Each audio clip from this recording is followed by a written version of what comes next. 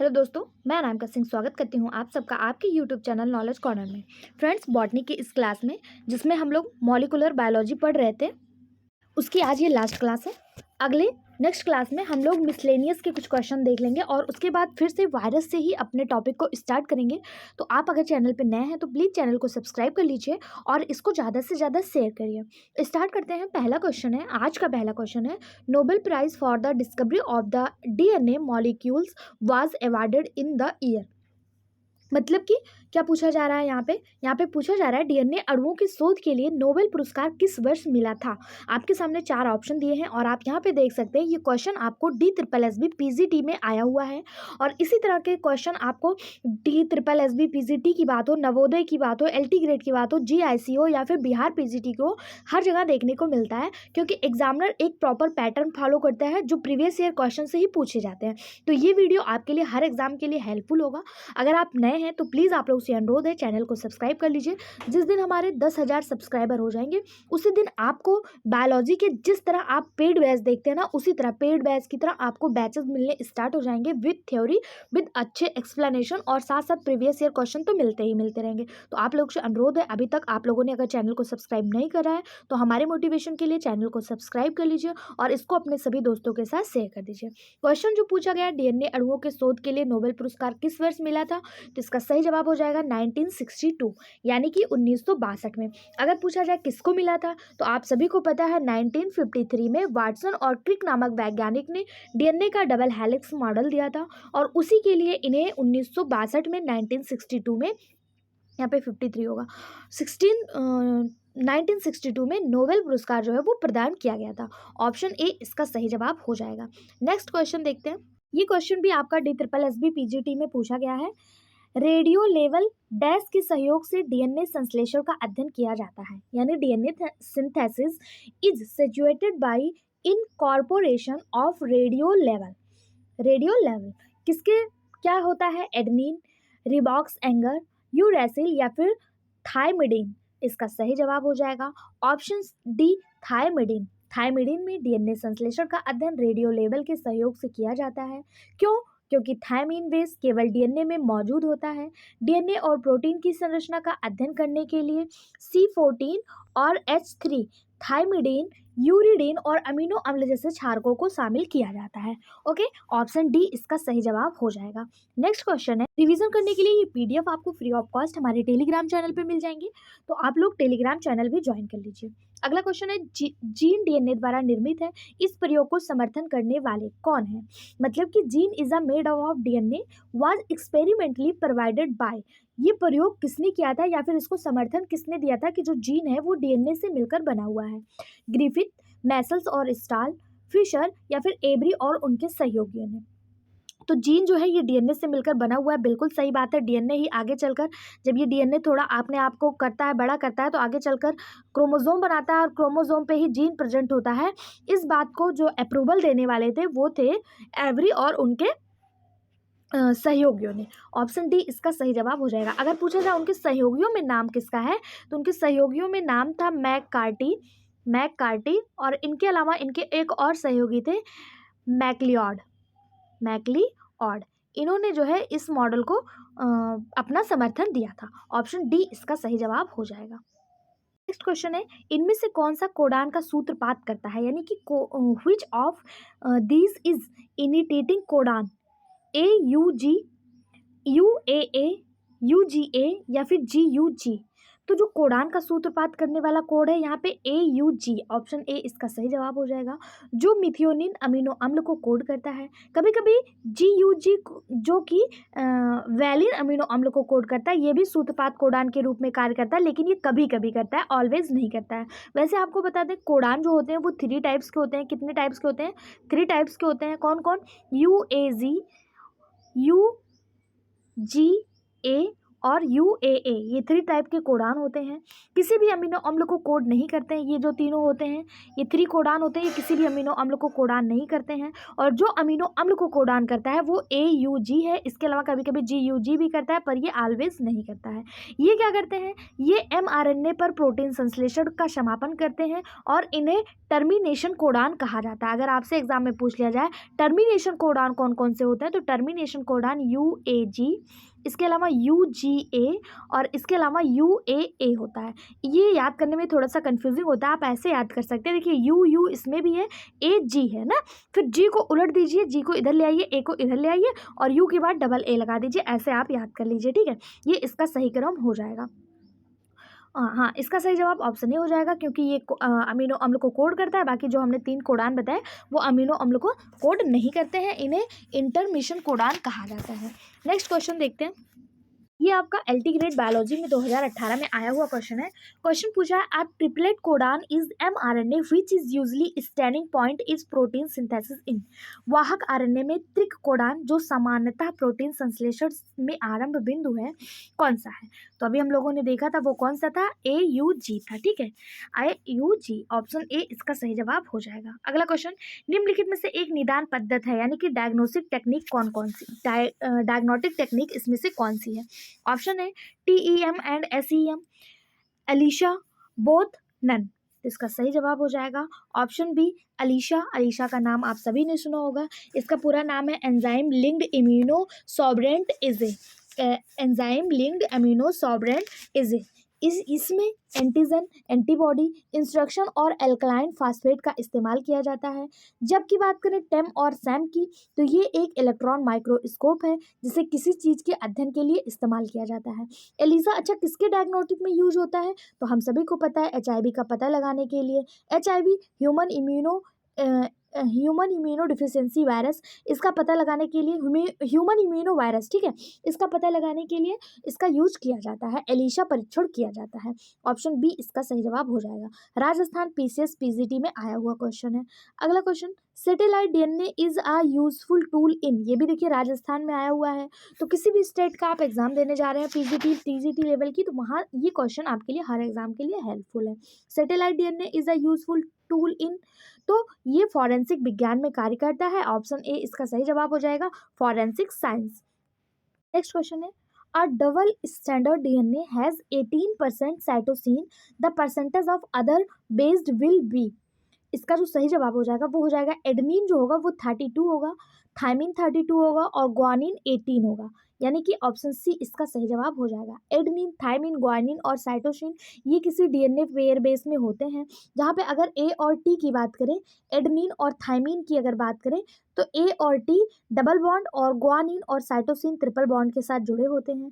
बात करें A+G की, तो ये 50% प्यूरिन होते हैं और T+C ये 50% पिरामिडिन होते हैं, ठीक है, जिसमें C को 18% दिया जाता है। अगर C को 18% दिया जाएगा तो G भी तो 18% होगा। चूंकि यहाँ पे ऑप्शन में कहीं भी C दिया नहीं है, तो हम G को मानक मान लेते हैं, क्योंकि G = C ही होता है, तो यहाँ पे C मान लेंगे। तो ऑप्शन ए इसका सही जवाब हो जाएगा, 32, 32 और 18, ठीक है, इसका सही जवाब हो जाएगा। हाँ, इसको 32 कैसे दिए, क्योंकि A+G अगर होता है, एक मिनट, A+G अगर होता है, A+G होता है तो A को देते हैं 18%, और अगर A को 18% देंगे तो A को देंगे 18%, ठीक है, A को देंगे सॉरी A को देंगे 32% और G को देते हैं 18%। D को कितना देते हैं? 18%। अभी हम लोगों ने यहाँ देखा था, तो A को 32%, T को 32% और G को 18% देंगे, ठीक है, ऑप्शन सी इसका सही जवाब हो जाएगा। अगला क्वेश्चन, DNA का खंड जो क्रॉसिंग ओवर में भाग लेता है, DNA का कौन सा खंड है जो क्रॉसिंग ओवर में भाग लेता है? रेकॉन, म्यूटॉन, सिस्टॉन या ओपेरॉन? सही जवाब हो जाएगा ऑप्शन ए, रेकॉन। DNA का जो रेकॉन खंड होता है ये क्रॉसिंग ओवर में भाग लेता है। वहीं पर अगर बात करें म्यूटॉन की, तो ये सबसे छोटा भाग है जो उत्परिवर्तन के लिए उत्तरदायी होता है। बाकी रेकॉन, इसे यूनिट ऑफ रिकॉम्बिनेशन कहा जाता है या क्रॉसिंग ओवर में भाग लेता है, ठीक है। अगला क्वेश्चन, DNA अणुओं के विशिष्ट स्थल के फास्फोडाई एस्टर बॉन्डों को तोड़ने हेतु प्रयुक्त किया जाने वाला एंजाइम कौन सा है? कौन सा एंजाइम है? एंडोन्यूक्लियस, लाइगेज, लाइएज या फिर रिस्ट्रिक्शन एंडोन्यूक्लियस? सही जवाब हो जाएगा option D restriction endonuclease. Restriction endonuclease enzyme को बैक्टीरिया से निकाला गया है। इसका उपयोग आनुवांशिकी विज्ञान में डीएनए के फास्फोडाइएस्टर बंधों को तोड़ने के लिए किया जाता है, इसलिए इसे रासायनिक चाकू या फिर मॉलिक्यूलर सीजर या फिर कहें मॉलिक्यूलर ब्लेड के नाम से भी जाना जाता है। ऑप्शन डी इसका सही जवाब हो जाएगा। ये क्वेश्चन भी आपका राजस्थान पीजीटी में पूछा गया था। नेक्स्ट क्वेश्चन है, डीएनए को देखने के लिए डीएनए खंडों को रंजित किया जाता है, यानी डीएनए को देखने के लिए डीएनए खंडों को किससे स्टेन किया जाता है। स्टेन करने का पूछना किससे किया जाता है, तो इसको जो है एथिडियम ब्रोमाइड के बाद परावैंगनी प्रकाश से दीप्त किया जाता है, यानी कि ऑप्शन सी इसका सही जवाब हो जाएगा। Ethidium bromide followed by UV light expose. ठीक है, नेक्स्ट क्वेश्चन है, which is an example of palindromic nucleotide sequence. कौन सा पैलिंड्रोमिक न्यूक्लियोटाइड सीक्वेंस का एग्जांपल है। तो बहुत ज़्यादा पढ़ने पे इसमें थोड़ा सा कंफ्यूजन हो जाएगा, इसको आप याद कर लीजिए कि इसका पहला ही जो एग्जांपल दिया है यही इसका सीक्वेंस है। ठीक है, इसका क्या है, सीक्वेंस है। पैलिंड्रोम्स डीएनए के छोर सूत्र में भी होते हैं, जिन्हें दो सीक्वेंस में पढ़ा जाता है। दो सीक्वेंस कौन कौन से होते हैं, एक आपके सामने दिया है GAATTC, ये 5 to 3 होते हैं, और इसके अलावा एक होता है 3 to 5। 3 to 5 अगर बात करें तो वो इसी का ठीक उल्टा हो जाएगा, CTTAAG। ठीक है, ये दो सीक्वेंस में होते हैं। फिलहाल ऑप्शन ए इसका सही जवाब हो जाएगा। नेक्स्ट क्वेश्चन, एक न्यूक्लियोसाइड बना होता है, एक न्यूक्लियोसाइड किससे बना होता है। ऑप्शन है phosphate group and pentose sugar, साथ ही साथ nitrogenous base, pentose sugar nitrogenous base pentose phosphate group, या फिर नन ऑफ दिस। सही जवाब हो जाएगा इसका ऑप्शन बी। एक न्यूक्लियोसाइड जो है ये पेंटोज शुगर के साथ साथ नाइट्रोजनस बेस से बना होता है। फास्फेट समूह पेंटोज शुगर और नाइट्रोज सागर के मिलने से न्यूक्लियोटाइड बनता है। अगर इन तीनों से मिलने से क्या बनेगा, न्यूक्लियोटाइड बनेगा। टाइड यहाँ पे साइड लिखा है, ठीक है, दोनों में बहुत अंतर है, ध्यान दीजिएगा। इसका सही जवाब ऑप्शन बी हो जाएगा। नेक्स्ट क्वेश्चन है, निम्नलिखित में से कौन सबसे शक्तिशाली उत्परिवर्तन है, यानी कि सबसे मोस्ट पोटेंट म्यूटेशन कौन सा है इसमें से। हाइड्रोक्सिलमीन, कैल्शियम, 5 ब्रोमो डीऑक्सीयूरिडीन, नाइट्रोसोगुआडिन। सही जवाब हो जाएगा इसका ऑप्शन डी, नाइट्रोस गुआनिडीन। ये जो है ये एक शक्तिशाली रासायनिक उत्परिवर्तन है, लेकिन वर्तमान में अगर सबसे शक्तिशाली उत्परिवर्तन की बात करें तो वो मस्टर्ड गैस है। क्या है, मस्टर्ड गैस है। ऑप्शन के अनुसार तो ऑप्शन डी सही हो जाएगा, लेकिन अगर सबसे शक्तिशाली गैस की बात करें तो ऑप्शन डी इसका मतलब मस्टर्ड गैस हो जाएगा। ठीक है, लेकिन यहाँ पे जो दिया है वो इसके हिसाब से ऑप्शन डी हो जाएगा। नेक्स्ट क्वेश्चन देखते हैं, पीजीटी में आया हुआ क्वेश्चन है ये। Okay, which of the following change is called transversion. निम्नलिखित में से किस परिवर्तन को अनुप्रस्थ परिवर्तन कहा जाता है। अनुप्रस्थ परिवर्तन किसे कहेंगे, एडेनिन ग्वानिन को, एडेनिन थायमिन को, साइटोसिन थायमिन को, या फिर साइटोसिन यूरेसिल को। तो ट्रांसवर्स परिवर्तन जो है वो कहा जाएगा एडेनिन और थायमिन को। ऑप्शन बी इसका सही जवाब हो जाएगा। इसमें प्यूरिन बेस को पिरामिडिन बेस द्वारा प्रतिस्थापित कर दिया जाता है। ठीक है, पहली बार अगर पूछा जाए ट्रांसवर्स के बारे में बताया किसने था, तो ई फ्रिस नाम के वैज्ञानिक थे। कौन थे, ई फ्रिस नाम के वैज्ञानिक थे। इन्होंने 1959 में यह अवधारणा बताई थी, ट्रांसवर्स के बारे में सूचना दी थी। ठीक है, इसमें होता क्या है, इसमें प्यूरिन बेस के द्वारा पिरामिडिन बेस को प्रतिस्थापित कर दिया जाता है और एडेनिन जो है वो थायमिन को रिप्लेस कर देता है। ठीक, ऑप्शन बी इसका सही जवाब हो जाएगा।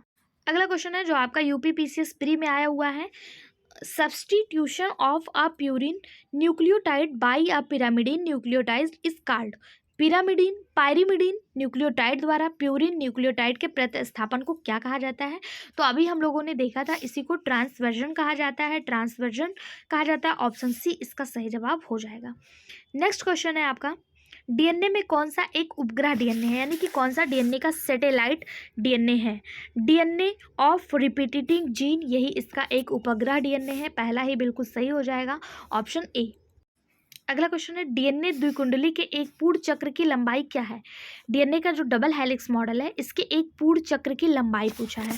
तो डीएनए का जो डबल हेलिक्स मॉडल होता है वो वाटसन और क्रिक द्वारा दिया गया है। ये कुछ इस फॉर्म में बना होता है, इस फॉर्म में ये बना होता है। ठीक है, इस फॉर्म में ये बना होता है। तो इसमें पूछा क्या जा रहा है, एक पूर्ण चक्र की लंबाई पूछा जा रहा है। एक पूर्ण चक्र यानी कि यहाँ से यहाँ तक कितना है, तो ये है 3.4 एंगस्ट्रॉम, 3.4 एंगस्ट्रॉम। कहाँ पे आपको दिया है, ऑप्शन ए में इसका सही जवाब हो जाएगा। इसके अलावा अगर इसका डायामीटर पूछ ले, ये वाला भाग पूछ ले, ये इसका डायामीटर होता है, ये कितना होता है, ये 20 एंगस्ट्रॉम होता है, इसका डायामीटर 20 एंगस्ट्रॉम होता है। ये माइनर ग्रूव होता है, ये माइनर होता है और ये ग्रूव होता है, ठीक है, ये ग्रूव होता है, ये माइनर होता है, ये ग्रूव होता है। ये शुगर फास्फेट बैकबोन होते हैं और ये कुछ इस तरह से एडेनिन, ग्वानिन, थायमिन, साइटोसिन से बंधे होते हैं, ठीक है, और इनको नाइट्रोजनस बेस पेयर कहा जाता है। और अगर इसकी बात करें तो 3.4 एंगस्ट्रॉम होता है। इसके अलावा अगर बात करें वन कंपेयर टर्न की, जहाँ से ये ऐसे मुड़ रहा है, एक टर्न ले रहा है, तो ये 34 एंगस्ट्रॉम होता है। कितना, 34 एंगस्ट्रॉम होता है, ठीक है। इसका सही जवाब ऑप्शन ए हो जाएगा। और एक मतलब टर्न की ये बात कर रहा है, एक हेलिक्स की बात कर रहा है, तो ये 34 एंगस्ट्रॉम होगा। 34 एंगस्ट्रॉम को अगर हम नैनोमीटर में चेंज करेंगे तो ये 3.4 नैनोमीटर आ जाएगा। ओके, ऑप्शन ए इसका सही जवाब पीजीटी बॉटनी में पूछा गया क्वेश्चन है। नेक्स्ट क्वेश्चन है, आ कोडान कंसिस्ट ऑफ, एक कोडान मिलकर क्या बनाता है। एक कोडान 3 बेस पेयर बनाता है, ऑप्शन बी इसका सही जवाब हो जाएगा। अभी हम लोगों ने देखा था एक कोडान 3 नाइट्रोजनी क्षार युक्त न्यूक्लियोटाइड के से मिलकर बना होता है। नीरनबर्ग और मथाई ने यह बताया था कि ट्रिपल कोड मिलकर कुल 64 प्रकार के कोडान बना सकते हैं और ये 64 अमीनो एसिड के लिए कोड कर सकते हैं।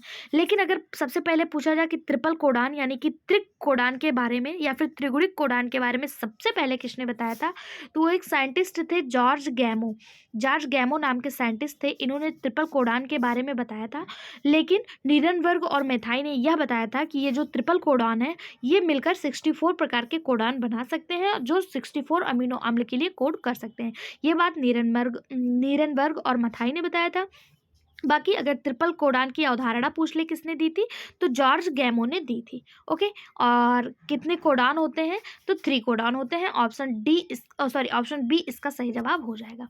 Next question, a sequence invariable code of, एक पॉली एक अनुक्रम हमेशा के लिए कोड करता है। क्या कोड करता है, प्रोलीन, लाइसिन, वैलिन या ल्यूसीन। तो इसका सही जवाब हो जाएगा ऑप्शन बी लाइसिन।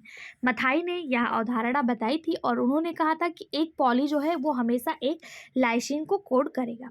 लाइसिन के कोड के लिए होता है, ठीक है, ए जो है ए जो पॉली है, ए पॉलीमर है, ए जो बहुलक है, ये लाइसिन के लिए करेगा। अगर बी की बात कर लें, बी किसको करेगा, तो बी प्रोलीन को करेगा। और यू की बात कर लें तो ये एलेनिन को करेगा। जिस तरह आपको पीजीटी में ए को पूछ लिया, ए किसको कर रहा है, तो वो लाइसिन को कर रहा है।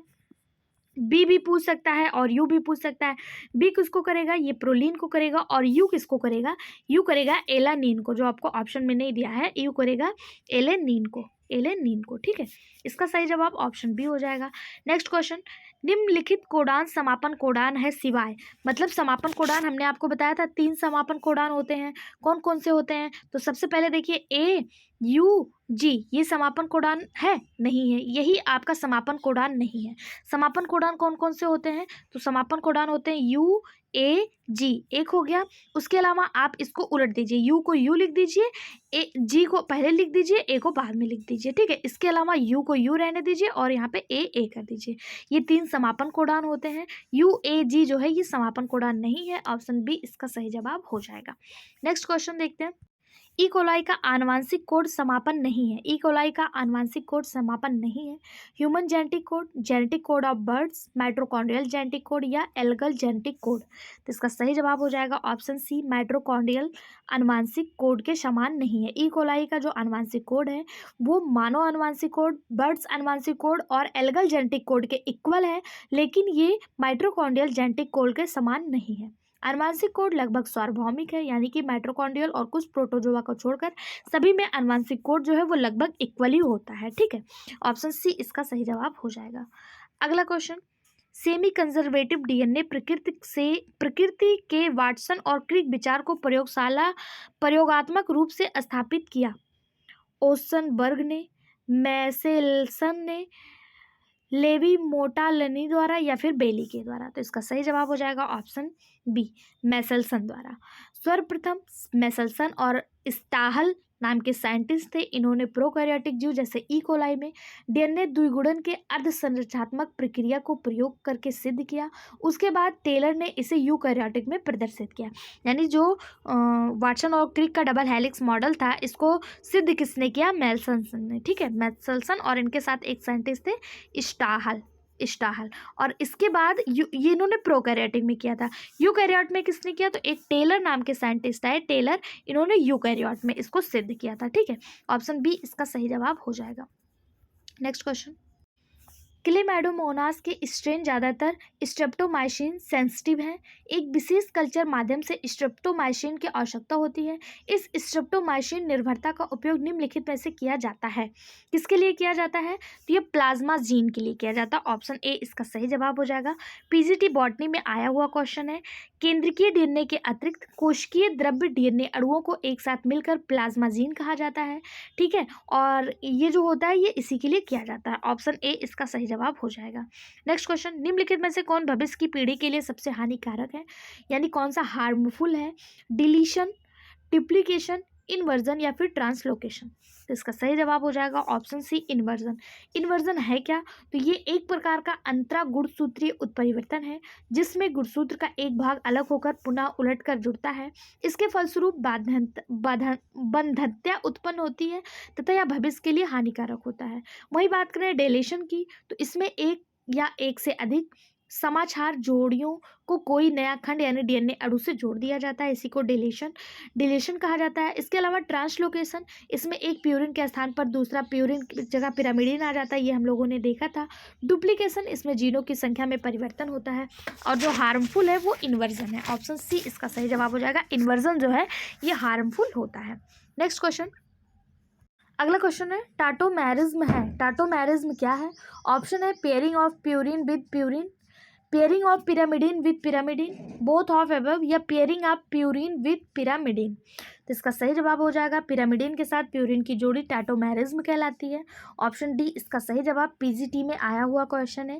ठीक है, इसका अगर पूछा जाए टाटोमेरिज्म जो है ये कहलाता है प्यूरिन के साथ पिरामिडिन। ठीक है, ये टाटोमेरिज्म कहलाता है। ओके, ऑप्शन डी इसका सही जवाब हो जाएगा। नेक्स्ट क्वेश्चन है, यदि पुनर्संयोजन प्रतिशत 10 है तो गुणसूत्र पर संबंधित जीन के बीच की दूरी मानचित्र इकाई क्या होगी? 20, 5, 10 या 50? तो इसका सही जवाब हो जाएगा अगर पुनर्संयोजन 10 है तो मानचित्र इकाई भी 10 ही होगी। ठीक है, मतलब यदि एक बात करें एक रिकॉम्बिनेशन की तो ये एक मैप यूनिट के बराबर होता है और 10 रिकॉम्बिनेशन जो होगा वो भी 10 मैप यूनिट के बराबर ही होगा। ठीक है, यानी ये दोनों ऑलवेज इक्वल होते हैं। ऑप्शन सी इसका सही जवाब हो जाएगा। नेक्स्ट क्वेश्चन, राइबोन्यूक्लियस उदाहरण है। राइबोन्यूक्लियस किसका उदाहरण है? तो राइबोन्यूक्लियस जो है ये हाइड्रोलेज का उदाहरण है, हम सभी को पता है। ऑप्शन ए इसका सही जवाब हो जाएगा। राइबोन्यूक्लियस जो है एक हाइड्रोलेज एंजाइम है। अगला क्वेश्चन, इनमें से कौन सा सबसे छोटा आरएनए है? सबसे छोटा आरएनए कौन सा होता है? तो एमआरएनए, आरआरएनए, टीआरएनए या एचएनआरएनए? सही जवाब हो जाएगा ऑप्शन सी टीआरएनए। टीआरएनए सबसे छोटा आरएनए होता है। आरआरएनए की बात करें तो ये आरआरएनए का निर्माण केंद्रिका यानी न्यूक्लियोलस में होता है, जबकि एमआरएनए यानी मैसेंजर आरएनए तथा टीआरएनए जिसे स्थानांतरण या ट्रांसफर आरएनए कहते हैं, इनका निर्माण न्यूक्लियस में होता है। इस बात को आपको ध्यान देना है। एमआरएनए और टीआरएनए कहाँ निर्मित होते हैं? न्यूक्लियस में होते हैं। कहाँ पे होते हैं? न्यूक्लियस में होते हैं, न्यूक्लियस में। और आरआरएनए कहाँ पे होता है? ये आरआरएनए का निर्माण कहाँ होता है? न्यूक्लियोलस में होता है। कहाँ पे होता है? न्यूक्लियोलस में होता है। ओके, और जो सबसे छोटा आरएनए है वो टीआरएनए होता है। टीआरएनए पर प्रतिकोडान भी होता है, इसे एडाप्टर या संग्राहक आरएनए भी कहा जाता है। वही बात करें अगर एचएनआरएनए की तो इसे हेट्रोजीनस न्यूक्लियर आरएनए कहा जाता है और इसका कोई भी विशेष स्थान नहीं होता है हेट्रोजीनस न्यूक्लियस आरएनए का। ठीक है, इस हिसाब से ऑप्शन सी इसका सही जवाब हो जाएगा। ये क्वेश्चन पीसीएस में और पीजीटी में दोनों में आया हुआ क्वेश्चन है। आप ये मत सोचिएगा कि अगर पीसीएस में पूछा गया तो टीचिंग में नहीं पूछा जाएगा, पीसीएस के क्वेश्चन भी टीचिंग में पूछे जाते हैं। अगला क्वेश्चन है, anticodon loop of tRNA contain. TRNA में कूटरोधी लूप में होता है 5 unpair base, 7 unpair base, 3 unpair base, 3 pair base या 5 पेयर बेस? सही जवाब हो जाएगा option B 7 unpair base. TRNA को स्थानांतरण आरएनए कहा जाता है, यानी कि ट्रांसफर आरएनए कहा जाता है। टीआरएनए अमीनो अम्ल तथा एमआरएनए पर कोडान को पहचानने का काम करता है और इसमें 7 अनपेयर्ड बेस होते हैं। ऑप्शन बी इसका सही जवाब हो जाएगा। अगला question, one gene one enzyme hypothesis was proposed by, बहुत ज्यादा पूछा जाने वाला क्वेश्चन, स्टार मार्क करिएगा।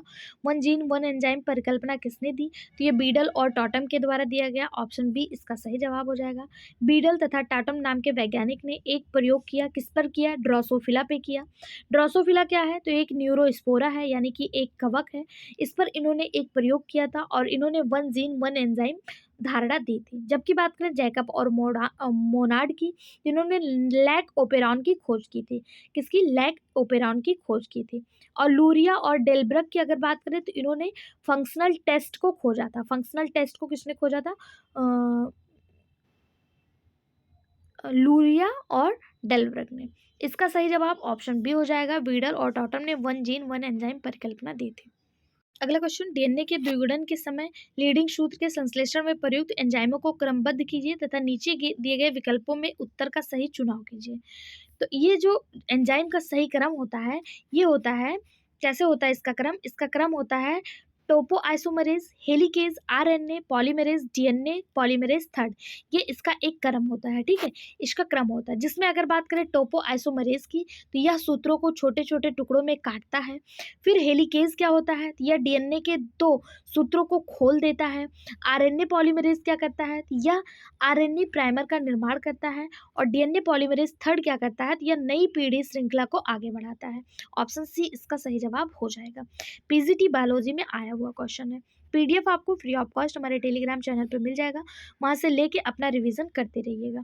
अगला question, genetic code was disappear by, अनुवांशिक कोड का विकुटन किया गया नीरनबर्ग द्वारा, वाटसन द्वारा, क्रिक द्वारा या मूलर द्वारा? सही जवाब ऑप्शन ए नीरनबर्ग। कब किया? 1961 में। ऑप्शन ए इसका सही जवाब हो जाएगा। अगला क्वेश्चन है, according to template theory amino acid first comes in contact of. Template सिद्धांत के अनुसार अमीनो अम्ल को पहले किसके संपर्क में आते हैं? प्रोटीन, एमआरएनए, डीएनए या फिर टीआरएनए? सही जवाब ऑप्शन डी टीआरएनए। टेम्पलेट सिद्धांत के अनुसार अमीनो एसिड जो है वो सबसे पहले टीआरएनए से जुड़ते हैं। टीआरएनए अमीनो अम्ल के वाहक का कार्य करते हैं, इसीलिए इन्हें ट्रांसफर आरएनए कहा जाता है और इन्हें कोशिका द्रव्य में राइबोसोम तक ले जाते हैं, ठीक है। इस कारण इन्हें जो है क्या कहा जाता है? ट्रांसफर आरएनए कहा जाता है। कोशिका में 20 अमीनो अम्लों के लिए 20 अलग अलग टीआरएनए अणु होते हैं। इन पर अमीनो अम्ल से जुड़ने का स्थल होता है तथा एमआरएनए के विशिष्ट कोडान से जुड़ने के लिए एंटीकोडान होते हैं। ऑप्शन डी इसका सही जवाब हो जाएगा। अगला क्वेश्चन जो आपका पीजीटी बायोलॉजी में आया हुआ क्वेश्चन है, gene are mainly made up, gene मुख्यतः बने होते हैं डीएनए, आरएनए, लिपिड और प्रोटीन या प्रोटीन ओनली? सही जवाब ऑप्शन ए डीएनए। जीन जो है ये मुख्यतः डीएनए के बने होते हैं। जोहानसन नाम के एक वैज्ञानिक थे, इन्होंने 1909 में जीन शब्द का सर्वप्रथम प्रयोग किया था। डीएनए का वह छोटा सा छोटा खंड जिसे जेनेटिक कोड शामिल होता है जिसमें, उसी को जीन कहा जाता है। और इसके बारे में बताया किसने था? जोहानसन नाम के वैज्ञानिक ने बताया था। कब बताया था? 1909 में। अगला क्वेश्चन, वह परिघटना जिसमें एकल जीन एक से अधिक विशेषज्ञ को प्रभावित करते हैं क्या कहलाते हैं? प्रवेद यानी पेंट्रेशन, पॉलीडेक्टाइल्स, पॉलीपोलाइड या फिर पेलियोट्रॉफी? सही जवाब हो जाएगा इसका ऑप्शन डी पेलियोट्रॉपी। वह परिघटना जिसमें एकल जीन एक से अधिक विशेषज्ञ को प्रभावित करते हैं यानी कि इन्फ्लुएंस करते हैं, वो पेलियोट्रॉफी कहलाते हैं। ऐसा जीन जो कई दृश्य रूपी यानी पेनियोट्रॉपी को प्रदर्शित करता है उसे पेलियोट्रॉपिक जीन कहा जाता है। पेलियोट्रॉपिक जीन में उत्परिवर्तन एक साथ कई लक्षणों पर प्रभाव डालते हैं, ठीक। ऑप्शन डी इसका सही जवाब हो जाएगा। अगला क्वेश्चन है, synthesis of DNA is called, DNA का संश्लेषण कहलाता है रिप्लिकेशन, ट्रांसक्रिप्शन, ट्रांसलेशन, एमिनेशन? सही जवाब हो जाएगा ऑप्शन ए रिप्लिकेशन। डीएनए का संश्लेषण रिप्लिकेशन कहलाता है। क्या कहलाएगा? रिप्लिकेशन। डीएनए रिप्लिकेशन कोशिका चक्र के दौरान इंटरफेज के एस फेज में पाया जाता है। डीएनए रिप्लिकेशन जो है ये कोशिका चक्र के दौरान इंटरफेज के एस फेज में पाया जाता है। और डीएनए का संश्लेषण क्या कहलाता है? रिप्लिकेशन कहलाता है। ऑप्शन ए इसका सही जवाब हो जाएगा। अगला question, RNA depend DNA polymerase leads to information of. RNA निर्भर डीएनए पॉलीमरेज क्या बनाता है? Split gene, bacterial DNA, C DNA या बी डीएनए? सही जवाब हो जाएगा option C C DNA. RNA depend जो डीएनए पॉलीमरेज है वो सीडीएनए बनाता है। सीडीएनए को पूरक डीएनए कहा जाता है। यह एक द्विकुंडलित डीएनए है जिसका निर्माण एकल कुंडलित आरएनए या माइक्रो आरएनए के टेम्पलेट पर रिवर्स ट्रांसक्रिप्टेज विकार की प्रकृति के फलस्वरूप होता है। इसी को सीडीएनए यानी कि कॉम्प्लीमेंट्री डीएनए के रूप में जाना जाता है। इसी को संपूरक डीएनए भी कहा जाता है। अगला क्वेश्चन, निम्नलिखित में से किसका जेनेटिक पदार्थ आरएनए होता है? किसका जेनेटिक पदार्थ आरएनए होगा? तो एचआईवी का जेनेटिक पदार्थ आरएनए होता है, हम सभी को बहुत अच्छे से पता है। प्लाज्मोडियम, प्रोटोजोआ, मलेरिया, इनका जेनेटिक पदार्थ डीएनए होता है जो आपको यहाँ पे दिया है। इसके अलावा इस स्टेफिलोकोकस, जीवाणु, न्यूमोनिया, इनका जेनेटिक पदार्थ डीएनए होता है। और अगर बात करें आपको एचआईवी वायरस और एड्स वायरस, तो इनका जेनेटिक पदार्थ जो होता है वो आरएनए होता है, सिंगल स्टैंडर्ड आरएनए होता है। और बैक्टीरियोफेज का जो जेनेटिक पदार्थ होता है, बैक्टीरियोफेज और विषाणु का, इसमें डीएनए और आरएनए में से कोई भी हो सकता है। एड्स यानी एचआईवी वायरस को रेट्रोवायरस भी कहा जाता है। यह वायरस में न्यूक्लिक अम्ल के साथ प्रोटीन रहता है, इसमें जेनेटिक पदार्थ आरएनए होता है। ठीक है, ऑप्शन सी इसका सही जवाब हो जाएगा। पीजीटी बायोलॉजी 2013 में पूछा गया क्वेश्चन है। नेक्स्ट क्वेश्चन है, वाहक प्लाज्मिड में डीएनए में अपनी इच्छा अनुसार जीन का प्रवेश करना क्या कहलाता है? Gene splicing, gene dressing, gene cloning या फिर जीन ड्राफ्टिंग? सही जवाब option C, gene cloning. Gene cloning क्या है? तो क्लोनिंग एक ऐसी प्रक्रिया है जिसमें डीएनए खंड एक साथ जुड़ जाते हैं और कोशिका में कई प्रतियों में निर्मित होते हैं। आमतौर पर एक आनुवंशिक संयोजन को प्राप्त करने के लिए दो खंडों में से प्रत्येक का एक सिरा जुड़ा होता है और इसी को जीन क्लोनिंग कहा जाता है। ऑप्शन सी इसका सही जवाब हो जाएगा। अगला क्वेश्चन, आरएनए तथा प्रोटीन का संश्लेषण कहाँ होता है? आरएनए और प्रोटीन का संश्लेषण G1 और G2 फेज में होता है। ऑप्शन सी इसका सही जवाब हो। आपके सामने सेल साइकिल का एक डायग्राम है, यहाँ से बहुत ज़्यादा क्वेश्चन पूछे जाते हैं। सबसे पहले तो पूछा जाता है सेल साइकिल के फेज कौन कौन से होते हैं। तो सेल साइकिल का फेज होता है G1, उसके बाद S, उसके बाद G2 और उसके बाद M फेज जो होता है ये सबसे छोटा होता है, इसे सेल डिवीजन फेज या माइटोटिक फेज कहा जाता है। यह सबसे छोटा होता है लेकिन सबसे ज़्यादा कार्य यहीं पर होता है, क्योंकि प्रोफेज, मेटाफेज, एनाफेज, टीलोफेज और कैरियोकाइनेसिस इसी यम वाले फेज में होती है। और एम फेज और जी फेज के बीच में एक फेज होता है जिसे जी नॉट फेज कहा जाता है। जी नॉट फेज और G1 फेज ये सेल ग्रो फेज होता है, इसमें सेल जो है वो ग्रो करते हैं। एस फेज क्या करता है? एस फेज में डीएनए रिप्लिकेशन होता है।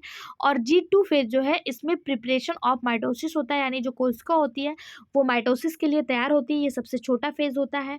और इसके अलावा ये जो एम फेज है इसे माइटोसिस फेज कहा जाता है, इसमें कोशिका का डिवीजन होता है, यह सबसे छोटा होता है और सबसे छोटा होने के साथ साथ इसमें सबसे ज़्यादा वर्क होता है। ठीक है, ऑप्शन यहाँ पे ये आपके सामने सेल साइकिल है।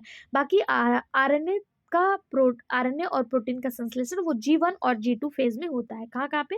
G1 और G2 फेज में। ठीक, नेक्स्ट क्वेश्चन जो आपका पीजीटी बायोलॉजी 2013 में पूछा गया है, एंटीकोडॉन होते हैं। एंटीकोडॉन किसमें होते हैं?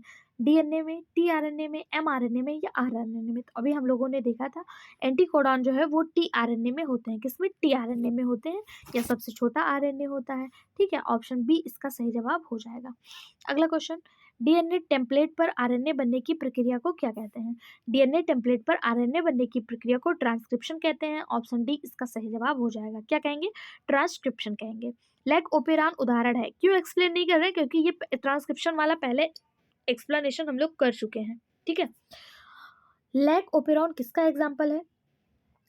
अरेविनोस ओपेरॉन का, एंड्यूसिबल ओपेरॉन, रिप्रेसिबल ओपेरॉन या फिर ओवरलैपिंग ओपेरॉन? ये आपका टीजीटी में पूछा गया क्वेश्चन है। लैक ओपेरॉन किसका उदाहरण है?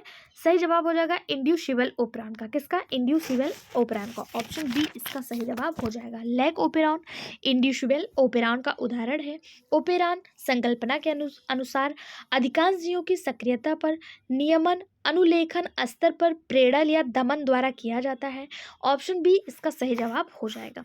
ओपेरॉन जो है ये किससे मिलकर बना होता है? अगर यहाँ से क्वेश्चन पूछ ले तो ये regulating gene plus promoting gene plus operator संरचनात्मक जीन, ऑपरेटर स्ट्रक्चरल जीन, इससे मिलकर ओपेरॉन बना होता है। ठीक है, अगला क्वेश्चन देखते हैं। पॉलीपेप्टाइड श्रृंखला में जुड़ने वाले सबसे पहला अमीनो अम्ल कौन सा है? मिथियोनिन, आर्जिनिन, लाइसिन या वेलिन? सही जवाब ऑप्शन ए मीथियोनिन। पॉलीपेप्टाइड श्रृंखला में जुड़ने वाला जो सबसे पहला अमीनो अम्ल है वो मीथियोनिन है। ऑप्शन ए इसका सही जवाब हो जाएगा। AUG एक स्टार्टर कोडॉन है जो यूकैरियोटिक्स में मीथियोनिन के लिए कोड करता है। ठीक, next question, DNA synthesis during replication is. प्रकृति के समय डीएनए संश्लेषण कहाँ होता है, कैसा होता है? तो ये असंतत होता है, संतत होता है, अर्धसंतत होता है या इनमें से कोई नहीं? सही जवाब हो जाएगा ये सेमी डिसकॉन्टिन्यूस होता है। ऑप्शन सी इसका सही जवाब हो जाएगा। प्रकृति के समय यानी कि रिप्लिकेशन के समय डीएनए संश्लेषण सेमी डिसकॉन्टिन्यूस होता है। ठीक है, ऑप्शन सी सही जवाब। अगला क्वेश्चन है, double standard RNA is found in. द्विसूत्री आरएनए पाया जाता है smallpox virus, wound tumor virus, tobacco mosaic virus या इन्फ्लुएंजा वायरस। तो डबल स्टैंडर्ड आरएनए जो है ये वुड ट्यूमर वायरस में पाया जाता है। ऑप्शन बी इसका सही जवाब हो जाएगा। जबकि अगर बात करें 5X174 कॉलीफेज और S13 ई कोलाइफेज में एक सूत्री डीएनए पाया जाता है, यानी सिंगल स्टैंडर्ड डीएनए पाया जाता है। वुड ट्यूमर विषाणु एक आकशेरुकी और पौधे का विषाणु है जो जीनस फाइटोरियो वायरस और फैमिली रियोविरिडे से संबंधित होता है। ऑप्शन बी इसका सही जवाब हो जाएगा। देखिए, अभी ये आज का लास्ट क्वेश्चन है, इसके बाद हमारा ये टॉपिक खत्म हो जाएगा। नेक्स्ट टॉपिक में हम लोग मिसलेनियस डिस्कस करेंगे। उसके बाद अगर आप चाहें तो हम वायरस से फिर से स्टार्ट कर सकते हैं। स्टार्ट करना है या नहीं आप कमेंट बॉक्स में ज़रूर बता दीजिएगा, आपके कमेंट का हम वेट करेंगे। साथ ही साथ अगर आप चैनल पर नए हैं तो प्लीज़ चैनल को सब्सक्राइब कर लीजिए। आपके सब्सक्राइब में 0.08 सेकंड का टाइम लगता है, इसमें आपका कोई चार्ज नहीं लग रहा, लेकिन आपके एक सब्सक्राइब से हमें मोटिवेशन भी मिलता है और आप कमेंट करने की भी कोशिश किया करिए। अगला क्वेश्चन है, double helix structure of DNA was given by. बहुत ज़्यादा इजी क्वेश्चन, इसको मैं आपको होमवर्क के रूप में दे देती हूँ। डीएनए की द्विकुंडलित संरचना किसने दी थी और इसके लिए इन्हें नोबेल पुरस्कार कब प्राप्त हुआ था? जरूर बताइएगा कमेंट बॉक्स में, आपके कमेंट का हमें वेट रहेगा। वीडियो कैसा लगा इसको भी हमारे साथ जरूर साझा करिएगा। वीडियो में बने रहने के लिए धन्यवाद।